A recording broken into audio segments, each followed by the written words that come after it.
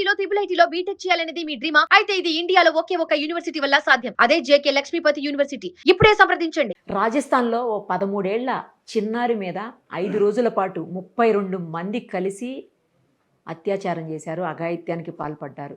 అత్యంత నీచమైన, హేయమైన ఘటన ఇది. దీని మీద అసలు ఏం మాట్లాడాలి, ఎలా మాట్లాడాలో కూడా అర్థం కావట్లేదు. అలాగే అలాంటి నీచులకి ఎంత శిక్ష వేసినా అది తక్కువే అవుతుంది.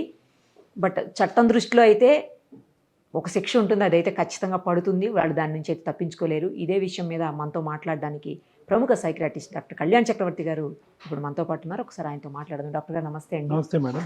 ఏంటి సార్ అసలు ఘోరాతి ఘోరం? 5 రోజుల పాటు ఒక పాప స్కూల్ నుంచి వస్తుంటే ఆటో డ్రైవర్ కిడ్నాప్ చేసి ఆ పాపను తీసుకుపోయి ఒక హోటల్లో అతనికి అమ్మేస్తే, అతను ఆ హోటల్లో కాకుండా అక్కడి నుంచి ఒక 4-5 హోటల్స్కి ఆ పాపను అమ్మి 32 మంది 5 రోజుల పాటు అత్యంత దారుణంగా అఘాయిత్యానికి పాల్పడ్డారు ఆ పాప మీద.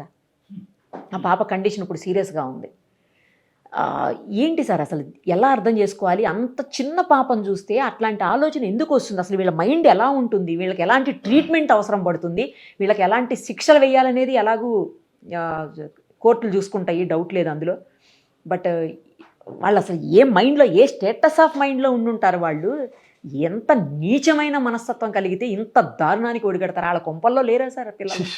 మంచి మాట చెప్పారు మేడం. మేడం ఒకటి అంటే దీన్ని ఎలా విశ్లేషించాలి అనేది ఒకటైతే, రెండో అంశం ఏంటో తెలుసా మేడం? మనం ఇదివరకు ఏమనుకునే వాళ్ళం, ఈ పిడోఫైల్స్ ఎవరైతే కనుక సెక్షువల్ డిజైర్స్ ప్రత్యేకంగా పిల్లలు, వీళ్ళు పిడోఫైల్స్ ఏంటండి, ఆడది కనిపిస్తే చాలు, అదే కదా, అది ఆవిడ 80 years అవనివ్వండి, 6 years అవని, 80 అవనివ్వండి, ఏదన్నా 80 అయినా సరే, 8 అయినా 80 అయినా అలా సంబంధం లేదు. కామంతో కళ్ళు మూసిపోవటం ఒకటి.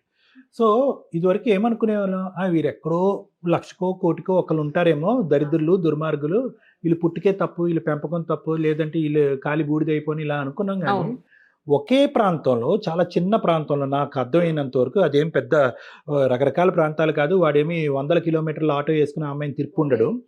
దగ్గర ఉండేటటువంటి చాలా చిన్న ప్రాంతంలో వితిన్ 2 to 5 kilometers రేడియస్ అని అనుకుందాం, రేడియస్ పరంగా 32 కామాంధులు దుర్మార్గంగా ఉన్నారు అంటే కనుక, వడబోస్తే కనుక ఆ చుట్టుపక్కల ప్రాంతాలు, ఊర్లో ఎంతమంది ఉన్నారు అంటే, యూజువల్గా మనం ఏదైనా స్టడీ చేసినప్పుడు మొత్తం ఊరు ప్రాంతం అంతా స్టడీ చేయలేం కాబట్టి శాంపుల్ స్టడీ చేస్తూ ఉంటాం మేడం.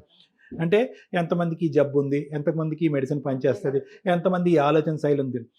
ఒక్క శాంపుల్లో మేము 32 మంది పాటు కేవలం ఒక మైనర్ ఆడపిల్లల్ని బలాత్కరిద్దాం అనేటటువంటి ఆలోచన వచ్చిన వాళ్ళు తీసి పక్కన పెడితే, ఆలోచనని యాక్షన్ ప్లాన్లోకి మార్చుకునేటటువంటి 32 మంది ఒక చిన్న ప్రాంతంలో దొరికారంటే, ఆ ప్రాంతాన్ని కొద్దిగా ఎక్స్పాండ్ చేసుకున్నా, లేదంటే ఈ కార్యక్రమానికి అవకాశం లేక ఒడిగట్టలేనటువంటి ఆలోచన ఉన్నటువంటి మందిని తీసుకుంటే ఎన్ని లక్షల మంది ఉంటారు మేడం?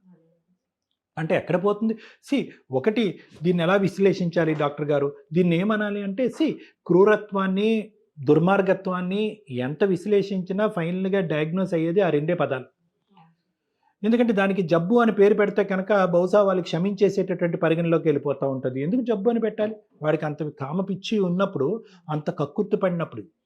ఒకటైతే చెప్పుకోవాలి, ఏంటంటే మేడం, వాళ్ళకు ఉండేటటువంటిది ఎప్పటి నుంచో దాగి ఉన్నటువంటి ఆ సెక్స్ పరమైనటువంటి ఆలోచనలు, ఆ కోరికలు ఏదో విధంగా తీర్చుకోవాలనేటటువంటి తపన ఎప్పటి నుంచో ఆ కోరికను తీర్చుకోవటానికి, అంటే రోజు వాళ్ళందరికీ 32 మందిలో భార్యలు ఉండుంటారు, అంతే కదా, పిల్లలు కూడా ఉండుంటారు, ఆడపిల్లలు ఉండుంటారు, రోజు కార్యక్రమాలు జరుగుతూనే ఉంటాయి ఆ ఇంట్లో. కానీ వాళ్ళు ఎప్పటి నుంచో దాగినటువంటి ఒక కొత్తదనం, ఆ పద్ధతి కాకుండా ఇంకో పద్ధతిలో రావాలి, నా భార్య వయసు కాకుండా దానికంటే చిన్న వయసు ఉండాలి, ఆవిడకంటే చిన్న వయసు ఉండాలి, మైనర్ అయి ఉండాలి. అంటే పిడోఫైల్స్లో కామన్గా ఉండేటటువంటి ఆలోచన శైలి ఇదే. They don't want a women, they want a minor women, they want a virgin women. ఆ అమ్మాయి ఒక చిన్నపిల్ల అయి ఉండాలి. ఆ బాధతో వీడు పడేటటువంటి ఆ కామ కొట్టి, కామ ఏమంటారో, పిశాచితనం అని అంటారో ఏమో నాకు తెలియదు, కానీ ఆ బాధతో ఆ మనిషి ఏడవాలి, రక్తస్రావం జరగాలి, ఆ చేసేటటువంటి కార్యక్రమం పరంగా ఆ బిడ్డ చనిపోయినా పర్వాలేదు. అంటే పిడోఫైల్స్కి సహజంగా ఉండేటటువంటి ఈ భయంకరమైనటువంటి వికృతిపరమైనటువంటి ఆలోచన శైలి ఈ విధంగా ఉంటుంది. అలాంటి వాళ్ళు మనందరికీ ఈరోజు ఆశ్చర్యపడి బాధ కలిగే అంశం ఏంటంటే 32 మంది ఉన్నారు అక్కడ. ఒక చిన్న ప్రాంతంలో 32 మంది ఉన్నారు అంటే, ఆ చుట్టుపక్కల ప్రాంతాలు గాని, అదే శాంపుల్ సైజ్ రకరకాల ప్రదేశాలు తిరిగితే ఎన్ని లక్షల మంది ఉన్నారు. సో, అణిచివేసినటువంటి వికృతమైనటువంటి ఆలోచన శైలికి ఒకేసారి ప్రెషర్ కుక్కర్ మించి లిడ్ తీస్తే ఎలాగైతే పేలుతదో, ఆ విధంగా వీళ్ళందరూ కూడా ఒకేసారి ఆ అమ్మాయి మీద దుంకి బలాత్కారం చేశారు. ఇది నంబర్ 1. నంబర్ 2 పాయింట్ ఏంటో తెలుసా మేడం? పార్న్ ఎంత విర్రవీగిపోతుందంటే కమ్యూనిటీలో, సొసైటీలో గవర్నమెంట్ ఎన్ని జాగ్రత్తలు తీసుకుని నియంత్రించినా కూడా కొన్ని వెబ్సైట్స్ ఓపెన్ చేసేటటువంటి దానికి అవకాశం లేకపోయినా విచ్చలవిడిగా చిన్న పిల్లలతో సహా పార్న్ వెబ్సైట్స్లోకి వెళ్ళిపోతున్నారు. భయంకరంగా ఏఐ జనరేటెడ్ వీడియోస్ వచ్చేస్తున్నాయి. ఇప్పుడు ఇదివరకు ఏంటంటే ఒక పార్న్ చెప్తున్నాను ఉదాహరణకు అందరికీ అర్థం కావాలి కాబట్టి. ఒక పార్న్ ఒక సెక్స్ పరమైనటువంటి ఒక వీడియో తీయాలి అంటే కనుక దాన్ని కెమెరాలు చేయాలి, హోటల్ ఎత్తుక్కోవాలి, క్యాండిడేట్లు ఎత్తుక్కోవాలి, వాళ్ళకి డబ్బులు ఇవ్వాలి. సింపుల్గా కంప్యూటర్ మీద పార్న్ మూవీ అయిపోతుంది మేడం. ఏఐతో జనరేట్ అయిపోతుంది. అరగంటలో మూవీ వచ్చేస్తుంది. అది విచ్చలవిడిగా ప్రచారం అయిపోతుంది. అందులో అతి వికృతమైనటువంటి ఊహకు కూడా అందనటువంటి ప్రక్రియలు, అలవాట్లు, ఎవరు బంధువుల్లోనే బంధువులకు ఉండేటటువంటి ఇది వయస్సు భేదం లేకుండా. ఇటువంటిది వచ్చేటప్పటికి ఏమవుతుందంటే బహుశా ఈ 32 మెంబర్స్లో చాలా వరకు most of them will be around the age of 18 to 25 or 30 years. అంతకంటే తక్కువ 18 కంటే తక్కువ ఉన్న మైనర్స్ ఎంతమంది ఉన్నారో డేటా మనం చూడలేదు.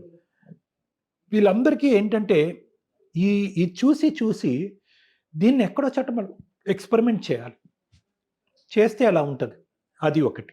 రెండోది ఏంటంటే తెలుసా మేడం, ఈ కామం అనేటటువంటిది, ఈ పిడోఫీలియా అనేటటువంటిది ఒక మాస్ హిస్టీరియా లాంటిది అనమాట. అందులో ఆ 32 మందిలో ఒక 50% మంది ఏం ఉండదురా అని చేసేవాళ్ళు, ఇంకో 50% మంది పరిణామాల గురించి కొద్దో గొప్ప ఆలోచించేటటువంటి బ్యాచ్. ఈ రెండో బ్యాచ్ని ఫస్ట్ బ్యాచ్ భయంకరంగా ఇన్ఫ్లుయెన్స్ చేస్తాడు. వాడు చేసి తప్పించుకున్నాడు, వీడు చేసి తప్పించుకున్నాడు, మనం అనుభవిద్దాం, తప్పించుకుందాం. So hysteria. సరే, ఏదైనా తప్పే, నేరం నేరమే, ఘోరం ఘోరమే కాదనట్లేదు. కానీ ఆ వికృతమైనటువంటి పీడోఫైల్స్కి ఉండేటటువంటి ఆలోచన శైలి, ఒకరిని చూసి ఇంకోళ్ళు కాపీ కొట్టాలనేటటువంటి ఆలోచన శైలి, ఎప్పటి నుంచో ఈ పార్న్ వీడియోస్ ఇవన్నీ చూసి దాన్ని రియల్ టైంలో మనం ఇంప్లిమెంట్ చేస్తే కనుక దాని అనుభవం ఎలా ఉంటుంది అనేటటువంటి వికృతమైనటువంటి ఆలోచన శైలి. ఇది మనకు అర్థమయ్యేటండి. వీళ్ళని మార్చగలమా మేడం? మీరు చాలా మంచి మాట అడిగారు నిరుపమ గారు. మార్చగలమా అంటే కనుక ఇలాంటి వాటికి ట్రీట్మెంట్లు, కౌన్సిలింగ్లు ఉండవు మేడం. ఎన్ని లక్షల మందికి పనిగట్టుకుని కౌన్సిలింగ్ చేస్తారు? అంతేలే సార్. ఇది మెయిన్ ఏంటంటే ఇంటిగ్రిటీ, హ్యూమన్ ఇంటిగ్రిటీ, మానవతా దృక్పథంతో ఆలోచించేటటువంటి ఒక మనిషికి వ్యక్తిత్వం ఉండాలి అంతే. అది పెంపకంలో ఉంటుందా, పుట్టినప్పుడు ఉంటుందా మనకు తెలియదు. ఏ కుటుంబంలో ఆ కుటుంబం పిల్లలకు సంబంధించిన బాధ్యత తీసుకోవాలి. స్కూల్లో ఎవరో టీచర్లు పాఠాలు చెప్తారనే ఆలోచన వద్దు. మొబైల్ లాగేసుకుందాం, టీవీలు మూసేద్దాం, కట్టడి చేద్దాం అంటే కనుక అది వర్కౌట్ అవ్వదు.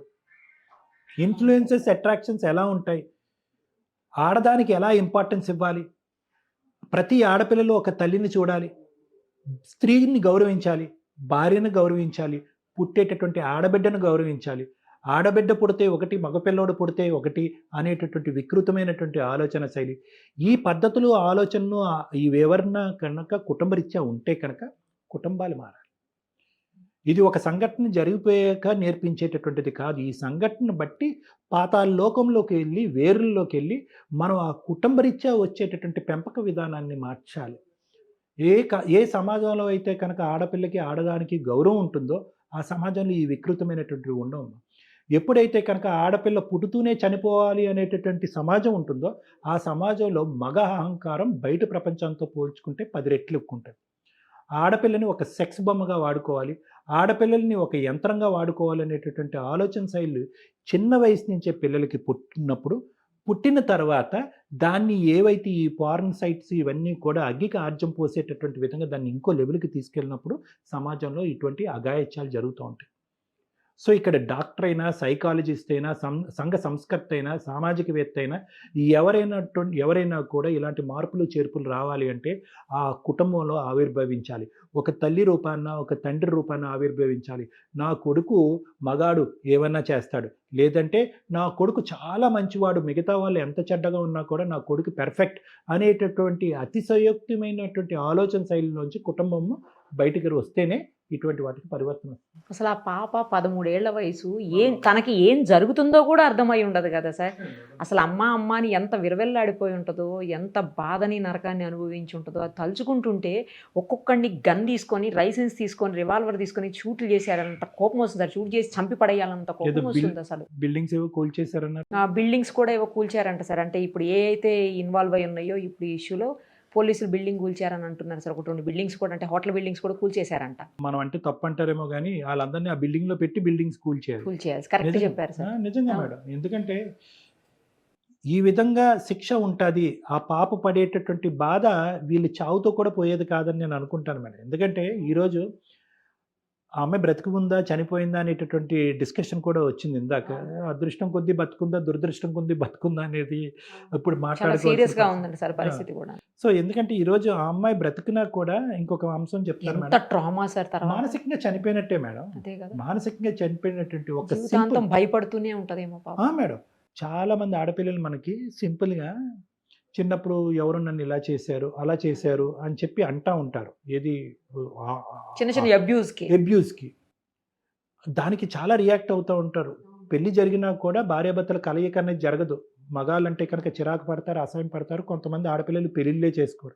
అది జీవితాంతం ఒక నల్ల మచ్చలాగా ఆ ట్రామా వాళ్ళకి గుర్తుండిపోతుంది.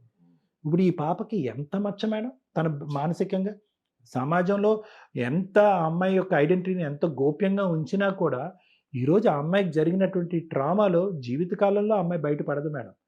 కళలు వస్తాయి, ఎందుకు బ్రతకాలనే డిప్రెషన్ వస్తుంది, సూసైడ్ రిస్క్ భయంకరంగా ఉంటుంది. ఆ అమ్మాయికే కాదు, ఆ అమ్మాయి కన్నటువంటి తల్లిదండ్రులకి, సమాజం వాళ్ళతో మాట్లాడేటటువంటి విధానానికి. అనుభవించేవాడు ఎంతకాలం జైలు శిక్ష అనుభవించి చేతులు దులుపుకొని బయటకు వస్తాడో నాకు తెలియదు, కానీ ఈ అమ్మాయి అయితే మాత్రం జీవిత ఖైదీ మేడం మానసికంగా. దారుణం సార్. కఠినమైన శిక్షలు ఇమ్మీడియట్ గా ఫాస్ట్ ట్రాక్ కోర్ట్ లాంటి ఏర్పాటు చేసి చెయ్యకపోతే మట్టుకు అసలు న్యాయం జరిగినట్టు కాదు నా దృష్టిలో. వాళ్ళకి ఇలాంటి ఆలోచన, ఇందాక నేను చెప్పాను కదా, చేసినోడు ఒక్కడైతే కనుక ఊహించుకున్నాడు ఒకరికి, ఊహించుకుని ఇలా కూడా బాగుంటుందేమోరా జీవితంలో అని ఊహించుకున్న వాడికి కూడా ఇది డోస్ పడాలి. అవును, ఎందుకంటే యాక్షన్ ఈజ్ డిఫరెంట్ మేడం. వాడికి అవకాశం రాక వాడు యాక్ట్ చేయలేదు. ఆ విధంగా ఆలోచించి అమ్మో అని భయపడేలా ఉండాలి అలాంటి ఆలోచన ఉన్నవాడు ప్రతి ఒక్కడు కూడా. శిక్ష. Right sir, thank you so much.